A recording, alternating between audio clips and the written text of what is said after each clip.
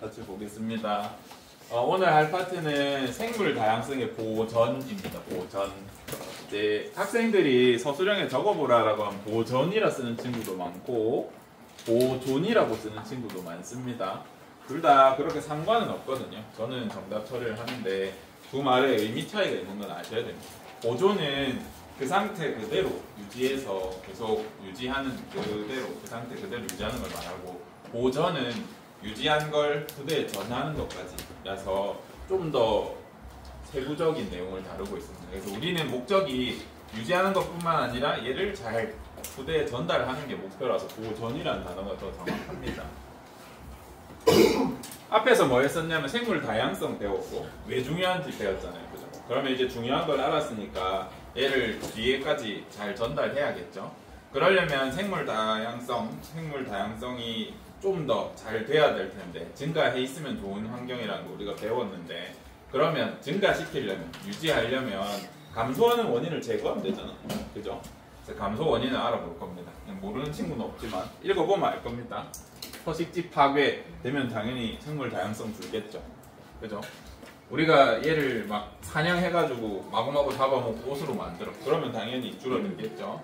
그 다음에 환경오염 당연히 알 거고, 나무 잘라버린다든가 매립해버린다든가 하면 당연히 다양성이 줄겠죠. 요거는 받아들일 수 있죠. 근데 이제 외래종에 대해서는 간혹 질문하는 친구가 있어서 설명을 드리면, 이제 외래종에 대해서 이렇게 생각하더라고요. A, B, C라는 종이 여기 잘 살고 있었어. 근데 D라는 친구가 들어오고 그러다 보니까 원래는 3종밖에 안 사는데 외래종이 갑자기 하나 들어오면 선생님 4종이 되니까 종 다양성이 늘어나는 거 아닙니까? 라고 이렇게 물어보는 친구가 있더라고요. 늘어납니다. 이런 식으로.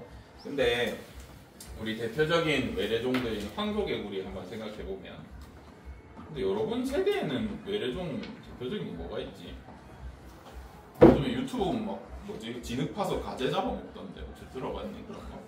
못 봤어? 요즘에 그 우리 하천에 외국 가재가 누가 버렸는지 키우다가 걔가 지금 창궐해서 그 가재들이 땅을 파고 살거든요. 그러다 보니까 그 진흙에 있는 모든 뿌리들을 전부 다 잘라버려가지고 집게로 그쪽 수변 생태계가 망하고 이런 경우가 생깁니다. 그런 예시가 있고, 우리 책에서 다루는 건 대표적으로 황소개구리입니다. 학교 주변에서 혹시 개구리 봤니? 개구리 얼마나 하던가? 뭐 우리 이쪽에 정통 참개구리는 후반째 이 정도 될 겁니다. 근데 황소개구리를 선생님 원래 매년 실험했는데 학생들 상대로 살아있는 생명체를 뭐 베거나 자르거나 하면 안 된대. 그래서 금지 먹었는데요. 경고 받았었거든. 황소개구리 이렇게 실험한다고 펴보면 요 정도 돼. 사이즈가. 혹시 본 적 있어? 네. 먹거나 해본 적 있니? 그런 적은 없니?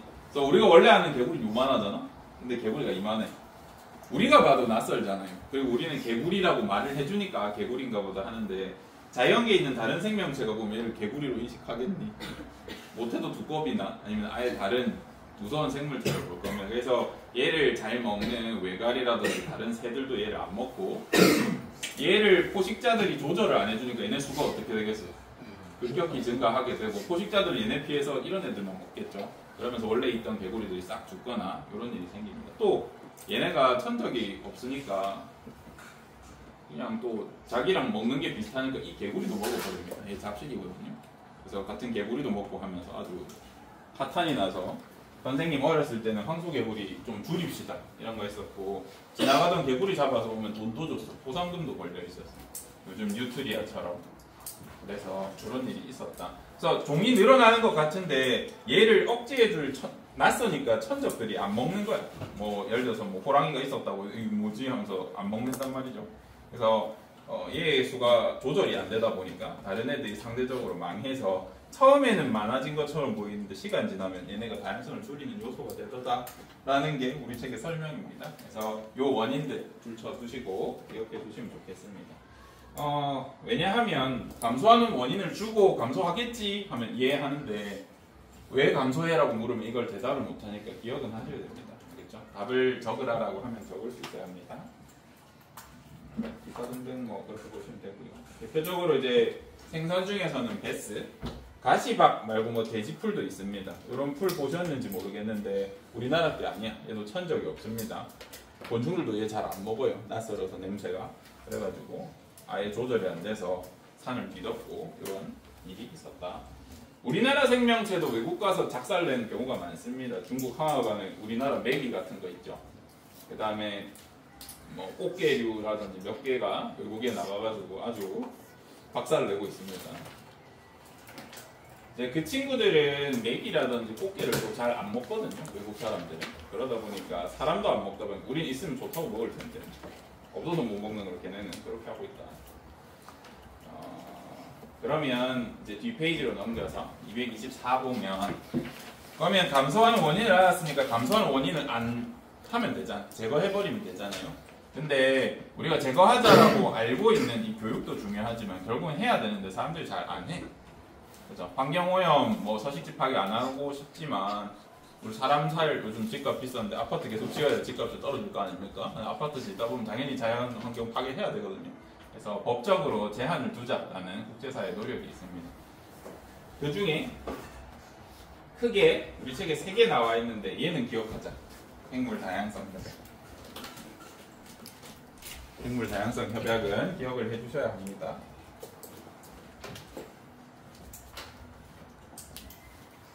생물 다양성 협약은 생물 다양성에 대한 그 보호하자 그런 내용도 있는데 주된 내용은 이제 자원에 대한 얘기인데요. 옛날에 선생님 이런 얘기 해줬는지 모르겠다.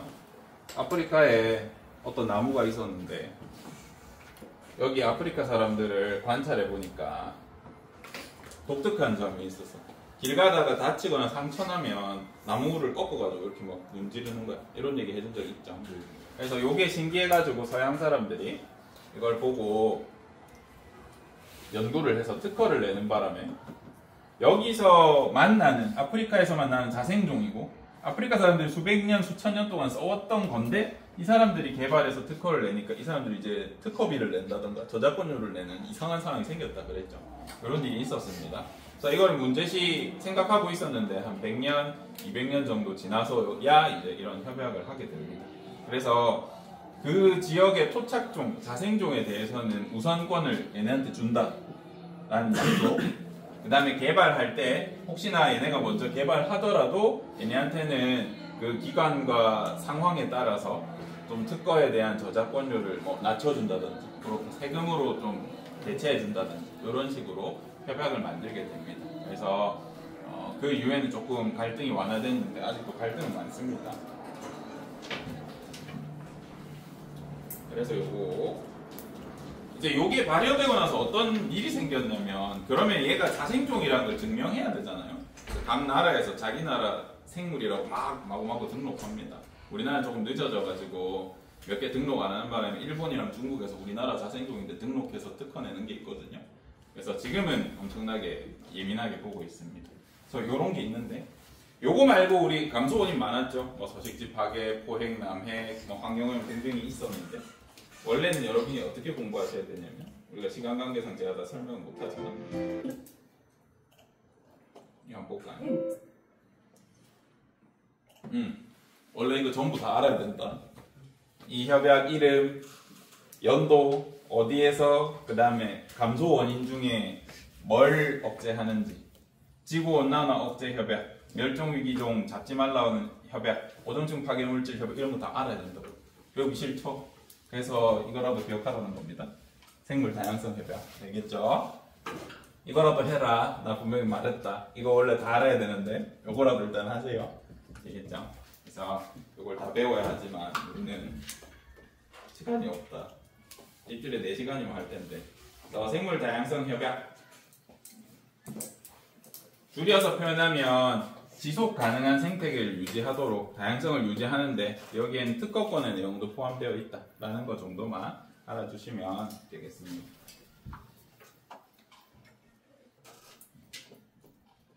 이렇게 하면 끝이고 이제 우리가 시간이 2차 고사 끝나고 나서는 뭐 한 4주 정도 더 있더라고요. 2차 고사 끝나고 그때 이제 이런 걸 해볼 겁니다.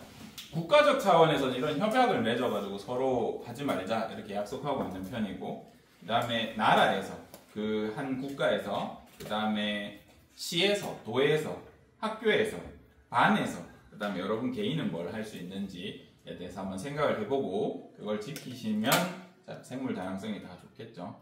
여러분이 별거 아닌 그냥 쓰레기 바닥에 한번 버리는 게 엄청 거시적으로 다다다다닥 연계해서 확인해보면 북극곰이 북극을 떠나게 되는 이유랑도 연계가 됩니다. 그래서 거시적으로 생각하는 방식도 우리가 생각해 볼 테니까 우리의 작은 행동이 어떻게 영향을 주는지를 한번 생각해 볼 기회가 있을 겁니다. 이렇게 하면 여기가 일단 마무리가 됩니다. 넘어가서요. 240쪽 볼 겁니다.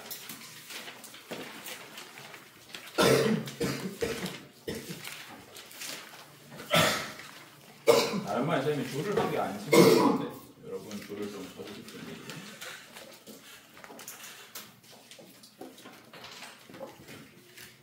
우리 오빠트에서 제일 중요한 게 생태계인데,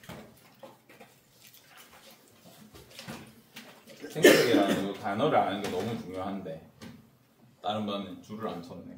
여러분 줄 쳐주시고 생태계 정의를 읽어보면 줄 치면서 한번 들어보세요. 군집을 구성하는 각각의 개체군은 다른 개체군, 빛, 온도, 물, 토양 등의 환경을 주고받으면서 사는데 이를 전부 다 생태계라고 한다 라고 하는데, 여기서 모르는 단어가 많죠. 군집이라든지 개체군이라든지. 그래서 이 단어를 아셔야 우리가 생태계가 뭔지를 알 수 있습니다. 그거를 볼 겁니다. 생태계는 크게 말하면 특정 지역의 자연 전체를 얘기하는데요. 그거에 대해서 간단하게 하고 얼마 안 걸릴 겁니다. 생태계는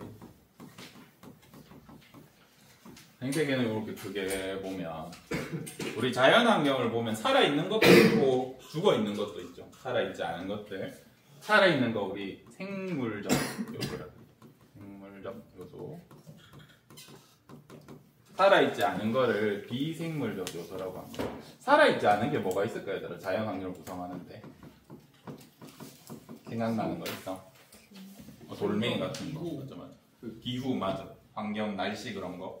그래서 얘를 다양하게 나눠볼 수 있는데 우리 책에서는 크게 5가지로 생각해요. 물에 빛부터 하죠. 빛, 물, 공기, 토양, 온도. 크게 자연을 구성하는데 생명체는 아니지만 이 자연환경에 영향을 많이 주는 것, 빛, 온도, 물, 공기, 토양, 이렇게 5가지는 좀 기억을 해달랍니다. 그리고 우리가 앞으로 요거에 대해서 얘기를 조금 자세히 할 겁니다.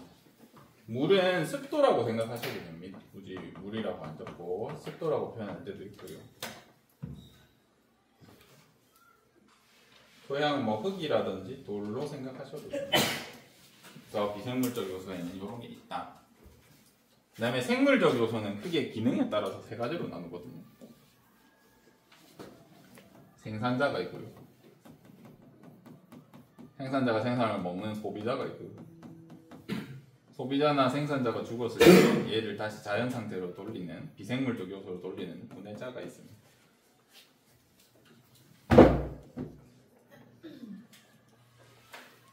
그래서 생물적 요소는 생산자, 소비자, 분해자로 나눠져 있습니다. 근데 오늘 할 건 이거에 대해서 자세하게 하기보다는 먼저 그걸 볼 겁니다. 얘들아, 그 환경이 생명체한테 영향을 많이 줄까? 생명체가 환경한테 영향을 많이 줄까? 어떤 거 같아요? 환경이 생명체. 환경이 생명체한테 영향을 많이 준다고 과학자들도 당연히 처음에 생각했어. 그렇게. 그래서 비생물적 요소가 생물적 요소한테 영향을 많이 준다고 생각했습니다. 그래서 환경이 생명체한테 영향을 주는 건 환경이 작용한다라는 표현을 하거든요. 그래서 옛날에는 이것만 연구했습니다. 그런데 우리가 시대가 가면서 점점 뭔가 잘못됐음을 느껴요. 대표적으로 지구온난화 생각해 보십시오. 지구온난화는 누가 어디에 영향을 주는가요? 사람이 화석연료를 무진장 많이 떼니까 이산화탄소가 너무너무 많이 생겨서 무슨 일이 생겨? 공기 질도 바뀌고 온도도 바뀌고 있죠. 그죠? 요즘에 와서는 이 반대도 그렇게 중요하지 않지만 반대도 영향이 큰 것 같습니다. 그래서 작용의 반대라고 해서 이걸 반작용이라고 해요.